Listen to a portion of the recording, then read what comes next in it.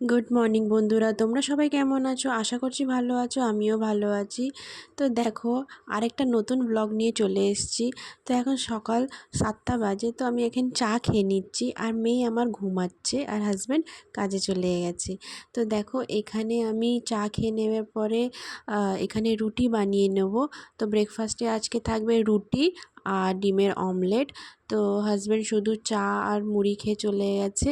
তারপরে এইখানে দেখো, রুটিটা বানিয়ে নিচ্ছি আমি।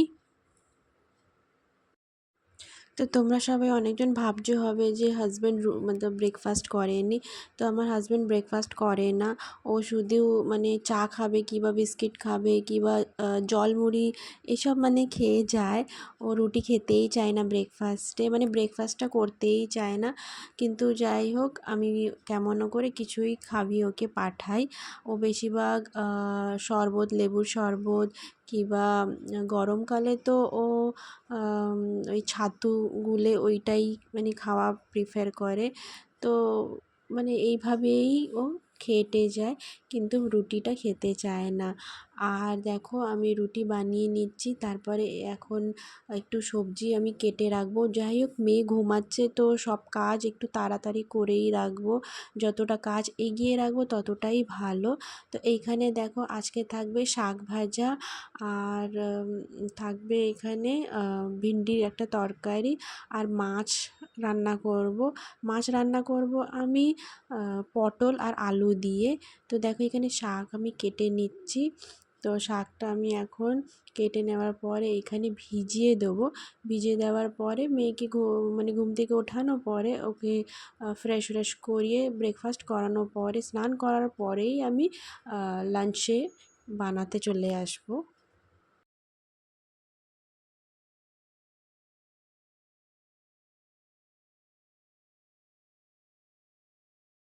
তো দেখো, এইখানে আমি পটলটা কেটে নিচ্ছি। পটল, আলু, টমেটো, পেঁয়াজ সব কিছু কেটে নেব। আর তারপরে শশাও আছে এখানে। শশাটা আমি পরে কাটবো। যাই হোক, তাড়াতাড়ি কাটলেও মানে এত তাড়াতাড়ি কাটার দরকারও নেই, কেন কি খাবো তো সেই 1টা 2টো সময়। তো সেই সময় কেটে নেব।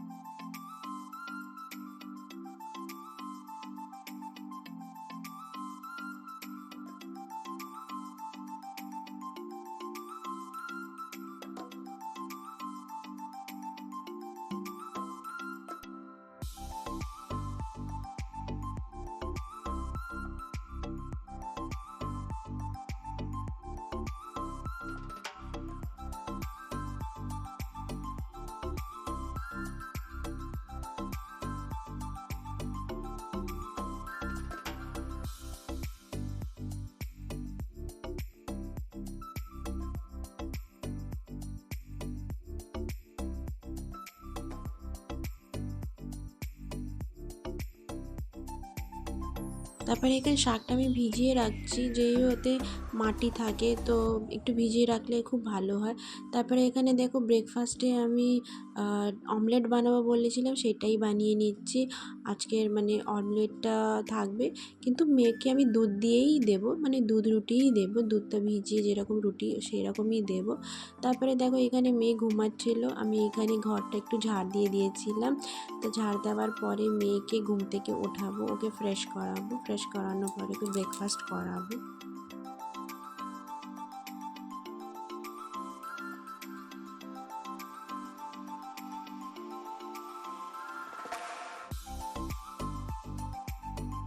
তারপরে এখানে দেখো, রাত্রিরে কিছু বাসন ধুয়ে রেখেছিলাম, যেগুলো খাওয়া দাওয়া হয়েছিল, তো সেইগুলোই আমি এখানে গুছিয়ে নিচ্ছিলাম।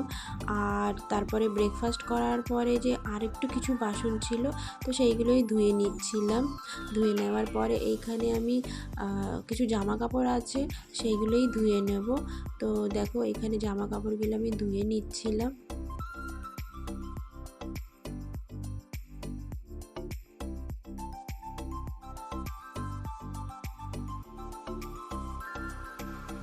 তারপরে এখানে আমি স্নান করে নিয়েছি, স্নান করে চলে এসেছি সোজা আমি পুজো করতে।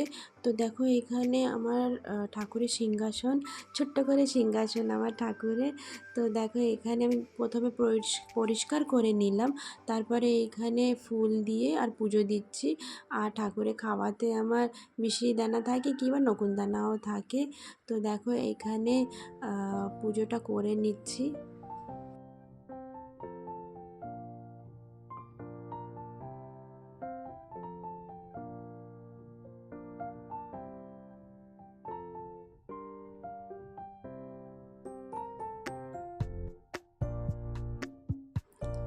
তারপরে এখানে আমি রান্না করতে চলে এসেছি। রান্নাতে দেখো প্রথমে আমি ভিন্ডিটা তরকারিটা রান্না করে নেব।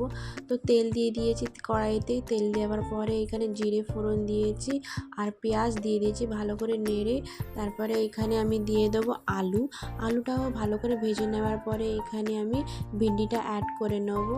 এখন ভিন্ডিটাও ভালো করে একটু ভেজে নেব। ভেজে নেওয়ার পরে এতে আমি দেখো পাশে আমি ভাতটাও বসিয়ে দিলাম।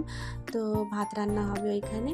আর এখানে দেখো হলুদ গুঁড়ি দিয়ে দিলাম। হলুদ গুঁড়ি দেওয়ার পরে এখানে একটু লবণ দিয়ে দেবো। আর এখানে না জানো সাম্বার মশলা দিয়েছে। সাম্বার মশলা কোনো সময় দিয়ে রান্না করে দেখবে, খুব টেস্ট লাগে, ওর সেন্টটা খুব ভালো আসে। তারপরে এখানে অল্প আমি জল দিয়ে দিয়েছি, সামান্যই জল দিয়েছি। দিয়ে তারপরে নাড়িয়ে চাড়িয়ে ঢাকা দিয়ে দেবো। তারপরে ঢাকে দেওয়ার পরে ওটা সিদ্ধ হয়ে যাওয়ার পরে আমি ওইখানে ভালো করে ভাজা করে নিলাম। ভাজা করে নেওয়ার পরে ওটাকে নামিয়ে রাখলাম। আর এখন দেখো আমি এখানে শাক ভাজা করব। তো শাক ভাজার জন্য আরও একটা কড়া বসিয়ে দিলাম। তারপরে দেখো এখানে তার আগে আমি এখানে হলুদ মানে মাছে হলুদ মাখিয়ে নিচ্ছিলাম, হলুদ আর লবণ। তো দেখো এখানে আমি শাক ভাজার জন্য প্রথমে কড়াতে তেল দিয়ে দেবো। তেল দিয়ে দেওয়ার পরে এখানে ফোড়নে দেব জিরে আর শুকনো লঙ্কা। তারপরে এখানে আমি পেঁয়াজ দিয়ে দেবো। পেঁয়াজ দিয়ে দেওয়ার পরে শাকটা অ্যাড করে দেবো। শাক অ্যাড করে দেওয়ার পরে এখানে ভালো করে নাড়িয়ে চাড়িয়ে হলুদ পাউডার আর নুন দিয়ে দেবো। তারপরে এখানে ভালো করে নাড়িয়ে ঢাকা দিয়ে দেবো। তারপরে সিদ্ধ হয়ে যাওয়ার পরে এখানে ভালো করে আরেকবার নাড়িয়ে চাড়িয়ে তাকে নামিয়ে রাখবো।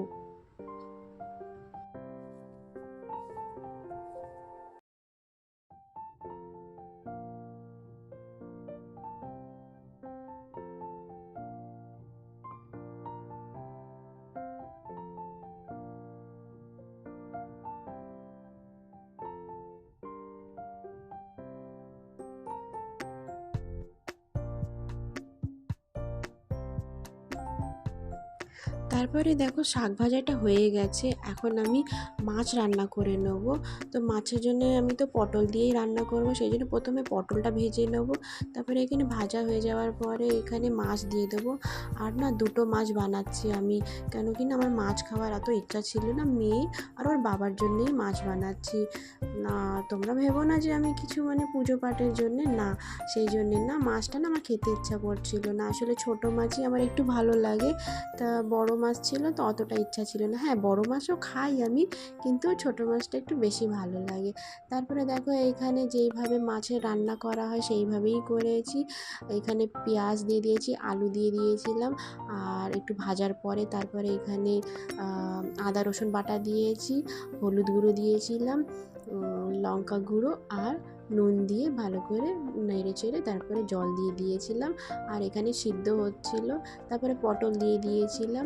ভালো করে সিদ্ধ হয়ে যাওয়ার পরে এখানে আমি মাছ অ্যাড করে দিয়েছিলাম। তারপরে কিছুক্ষণ জন্য আমি একটু মাছ ফুটিয়ে নিচ্ছিলাম। আর দেখো এখানে আমি শশা কাটছি। মেয়ে না শশা খাবে বলছিল, মানে ভেবেছিলাম যে ভাতের সাথেই খাবো, কিন্তু ও না খিদে পেয়ে গেছিলো, সেই জন্য ও কী করছিল এখানে শশা খাবে বলছিল। তো আমি শশা কেটে দিচ্ছিলাম। আর দেখো মাছ রান্না হয়ে গেছে, আমি গ্যাস বন্ধ করে দিয়েছি। আর এখানে শশাগুলো না গোল গোল করেই মানে কেটে দেবো, মানে ও খাবে একটু সুবিধা হবে খেতে। তো দেখো এখানে শশা আর বাকি শশাও ছিল, সেইগুলো একটু কেটে নিচ্ছিলাম, একবারেই কেটে নেবো আর ভাতের সাথে খাবো।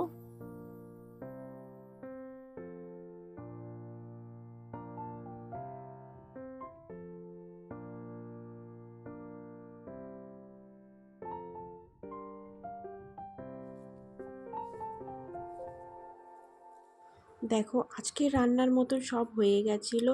তারপরে এখানে গ্যাস ঠান্ডা হয়ে যাওয়ার পরেই আমি এখানে গ্যাসগুলো সব মুছে নিচ্ছিলাম। আর সব কিছু সব মুছে নেবো, সেলফ উল্ফ সব মুছে নেবো। তারপরে এখানে দেখো মেয়েকে স্নান করিয়ে দেওয়ার পরে খাওয়া দাওয়া করে নিয়েছিলাম আমরা সবাই। তারপরে এইখানে মেয়েকে ঘুম পাড়িয়ে দিয়েছিলাম, আর ওর বাবাও একটু রেস্ট করছিল। তারপরে দেখো এখানে আমি জামা কাপড় যেগুলো ধুয়ে নিয়েছিলাম সেইগুলো আমি একটু মেলে দিচ্ছিলাম, মানে মেয়ে ঘুমানোর জন্য একটু বিরক্ত করছিল, তোকে ঘুম পাড়িয়ে দিয়েছিলাম।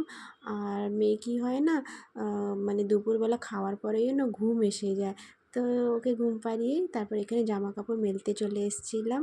আর আমি না জামা কাপড় ছাতনা তলায় আমরা মেলি, তো সারা রাত থাকে, ফের সকালবেলা তুলে নিই। তো বন্ধুরা, আমি ব্লগটা এখানেই শেষ করব। আশা করছি ভালো লাগবে, আর লাইক করে দিও। বাই।